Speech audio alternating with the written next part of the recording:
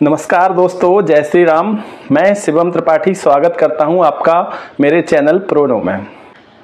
दोस्तों, आपको पता ही होगा कि भारत और पाकिस्तान के बीच में जो अभी हालात हैं वो बहुत ही संवेदनशील हैं।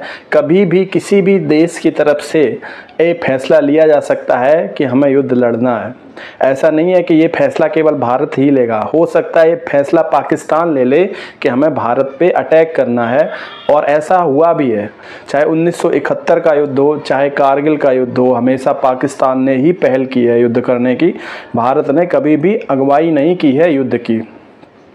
तो हो सकता है इस बार भी पाकिस्तान है वो आगे से आगे चल के आए और भारत पे अटैक करना शुरू करे। इसी के चलते भारत सरकार ने 7 मई के दिन एक मॉक ड्रिल का आयोजन किया है, जिसमें जो भारत की सरकार है वो अपने अधिकारियों को सभी अलग अलग शहरों में भेजेगी और लोगों को अवेयर करेगी कि कैसे युद्ध के टाइम में उन परिस्थितियों से निपटा जा सके। हाल ही में ऐसी ही एक मॉक ड्रिल बॉर्डर पर भी हुई है, जिसमें कि भारत की तरफ से बॉर्डर के नज़दीकी गांवों में बत्ती बुझा के 1 घंटे तक अभ्यास किया गया। तो दोस्तों, भारत की जो सरकार है वो हमें ये बताना चाहती है कि अगर युद्ध हो गया, अगर युद्ध होता है तो हमें उससे कैसे बचना है।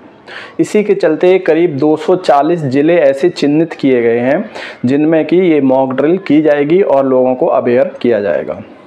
अगर युद्ध होता है तो ये जिम्मेदारी केवल फौजियों की नहीं होती है कि वो जाके बॉर्डर पे युद्ध लड़ें। ये जिम्मेदारी भारत के नागरिकों की भी होती है कि युद्ध के टाइम में वो कैसे एक दूसरे का साथ दें, कैसे एक दूसरे का सहयोग दें। खास तौर से जो बुजुर्ग हैं या जो विकलांग हैं, कैसे उन लोगों को सहायता करें, कैसे उन लोगों की मदद करें। इसी के चलते भारत सरकार है वो 7 मई के दिन ऐसा एक आयोजन करने वाली है। आज के इस वीडियो में मैं भी अपनी तरफ से कुछ जानकारियां देना चाहता हूं जो मैंने कहीं से जुटाई हैं, क्योंकि मुझे भी इतना पता नहीं है, क्योंकि हमारी जनरेशन ने कभी युद्ध देखा नहीं है।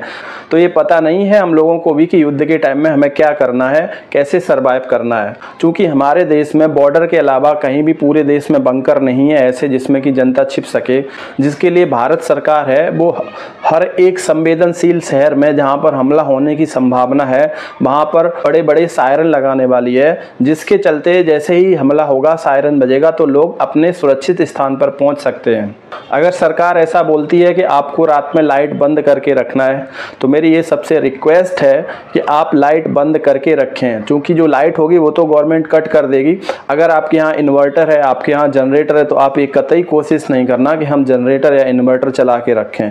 हो सके तो घर के अंदर मोमबत्ती कैंडल भी नहीं जलाना है, क्योंकि जो शहर होते हैं वो रात में इतनी आसानी से दिखाई नहीं देते हैं।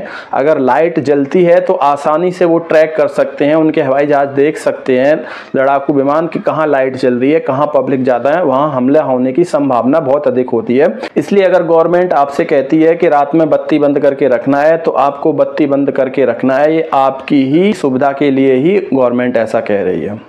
और जो भी मॉक ड्रिल हो रही है उसमें जितने से ज़्यादा युवा हो सकें वो भाग लें और समझ सकें कि कैसे युद्ध के टाइम में हमें दूसरे लोगों की मदद करनी है, कैसे दूसरे लोगों को बचाना है। मैं यहाँ पर युद्ध के बारे में आपको डरा नहीं रहा हूँ, मैं बिल्कुल भी ऐसा नहीं कह रहा हूँ कि युद्ध होने वाला है। लेकिन अगर ऐसा होता है, अगर 1% भी चांस है अगर युद्ध होने का, तो हमें पहले से प्रिपेयर होके रहना चाहिए कि हर एक कंडीशन से हम निपटने के लिए तैयार हैं। तो सरकार जो भी गाइडलाइन देती है वो हमें फॉलो करना है, वो फॉलो करना पड़ेगा सबको और फॉलो करना चाहिए। इसके साथ साथ आपको अपनी तरफ से क्या करना है वो भी मैं डिस्कस करने वाला हूँ, क्योंकि अब जो ज़माना है वो इलेक्ट्रिसिटी का है। यहाँ घर में टेलीविज़न, मोबाइल में इंटरनेट होता है, इसलिए लोग रेडियो पर अब इन्वेस्ट नहीं करना चाहते, इसलिए ज़्यादातर लोगों के घर में रेडियो नहीं होगा।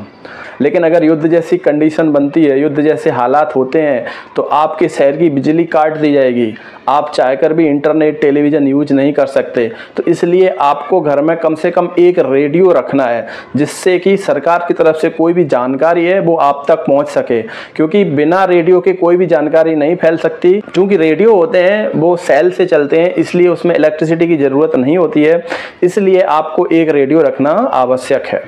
और जो भी ज़रूरत की दवाएं होती हैं वो कम से कम आपके यहाँ 1 महीने के लिए उन दवाओं का स्टॉक होना चाहिए। अगर आपके घर में कोई बुजुर्ग हैं जो डेली दवाई लेते हैं, या कोई ऐसा बीमार व्यक्ति है जिसको डेली दवाई लेने की ज़रूरत होती है, तो आप अभी से कम 1 महीने का स्टॉक करके रख लें, जिससे ज़रूरत पड़ने पर आपको पछताना ना पड़े। इसके साथ साथ ही आपको कम से कम 5 दिन के लिए पीने का पानी रखना है, क्योंकि जो शहरी इलाके हैं उनमें इलेक्ट्रिसिटी कट जाने की वजह से पानी की सप्लाई भी बंद हो जाएगी। इसलिए आपको कम से कम 5 दिन का पानी स्टोर करके रखना है। ग्रामीण इलाकों में ऐसी कोई प्रॉब्लम नहीं होगी, क्योंकि वहाँ पर हैंडपंप वगैरह होते हैं जिससे कि पानी की सप्लाई है वो होती रहेगी।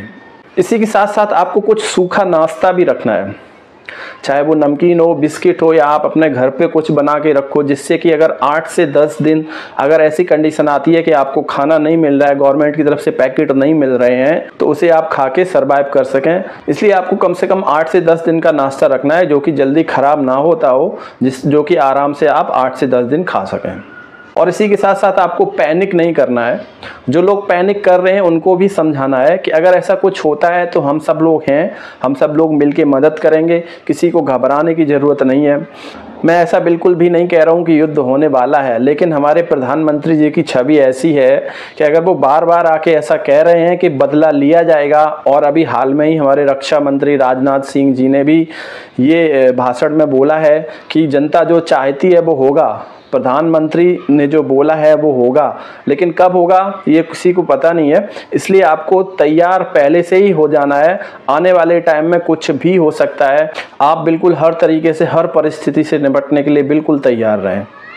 और जितने भी युवा हैं जो ये वीडियो देख रहे हैं, उनको मैं कहना चाहता हूं कि अगर आपको बॉर्डर पर लड़ने का मौका नहीं मिलता है, अगर ऐसा कुछ होता है, तो आपको अपने देश में रहकर ही देशवासियों की मदद करनी है। ये भी एक तरीके से फौज का ही काम है।